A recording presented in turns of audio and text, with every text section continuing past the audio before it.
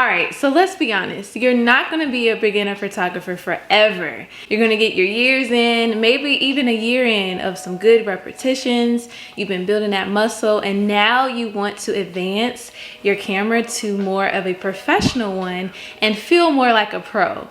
So I'm going to give you a candid review. This is not super structured, and I'm just gonna give you my honest opinion about what I feel like would be the best camera to get if you're coming from being a beginner to a professional. All right, so I love this topic because I love talking about cameras. Whenever I see another fellow photographer, I'm just like, what camera you got? What are you using?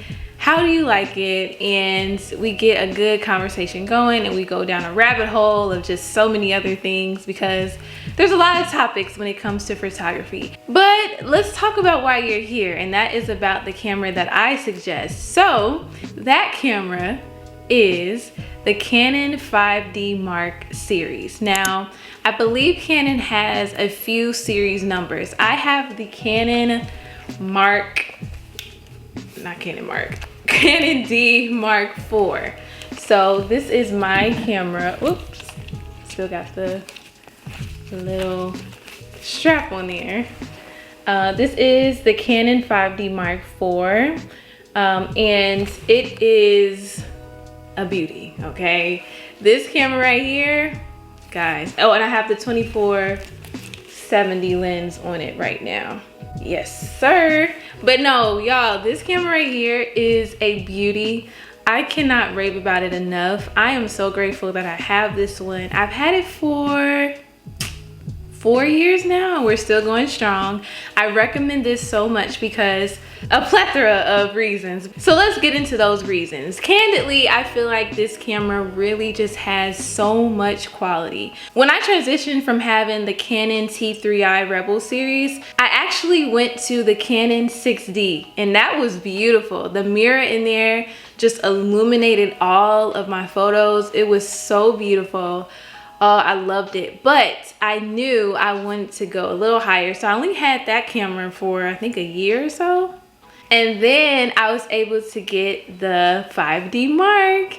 And what I love about this camera is that it has so many great features. You can also record on here, and it gives you 4K quality. And I am just so like in love with it. Some of the portraits that I've been able to get with this have been crazy. When I was able to transition from those cameras, I saw the difference. But also, lenses do take account to how your portraits look as well. The 24-70 is really good for that. The nifty 50 is great for that. I do talk about that on my channel as well. So yeah, check that out. And the 85mm is really good. It gives you that beautiful depth of field. But we're here about the camera body. This camera body has a mirror in it, and I'm gonna show you. Yes, it does. So it has like an inside mirror, and I'm gonna try and, you see that? Yeah, it's like a mirror right there. And it's really, really good to illuminate your subject. Oh my God, so good. And it's really good in low light. So that's why I love it. When I go out, oh, and here's another feature inside I wanna show you. If you see at the top. So it reflects, wait, hold on, see. There we go. And it reflects up there.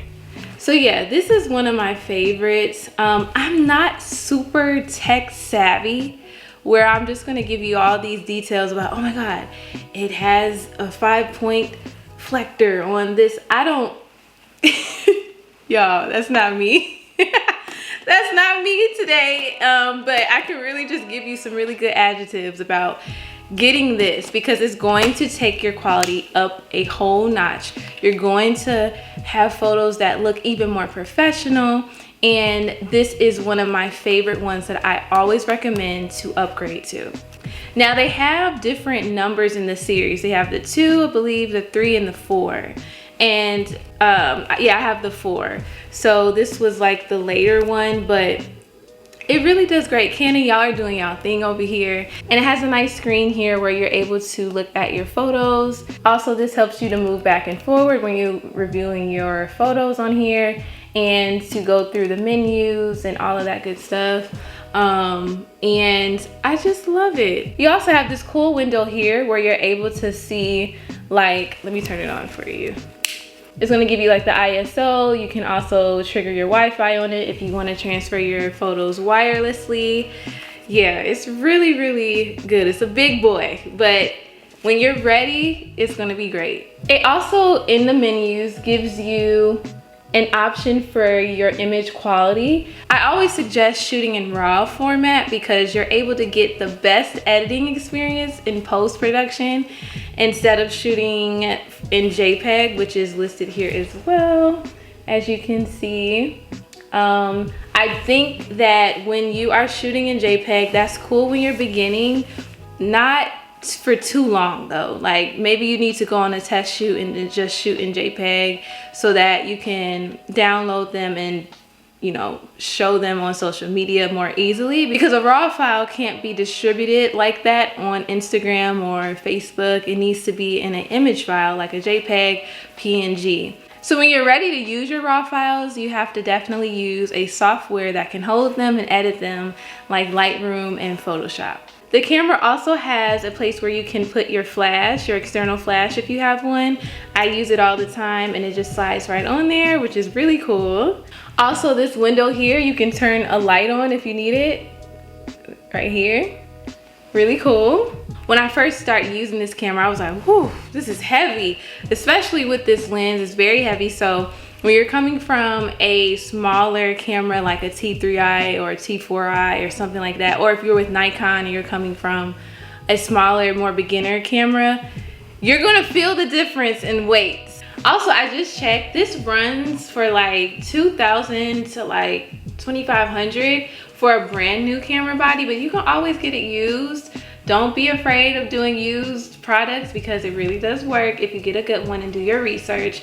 But yeah, this is going to give you the quality you need, and it has a really nice big handle right there, so I don't feel insecure when I'm holding it. This right arm right here has really stood the test of time holding this thing on shoots, and editing photos from this has been amazing. So I'm super grateful for it and I cherish it because it's really, really great.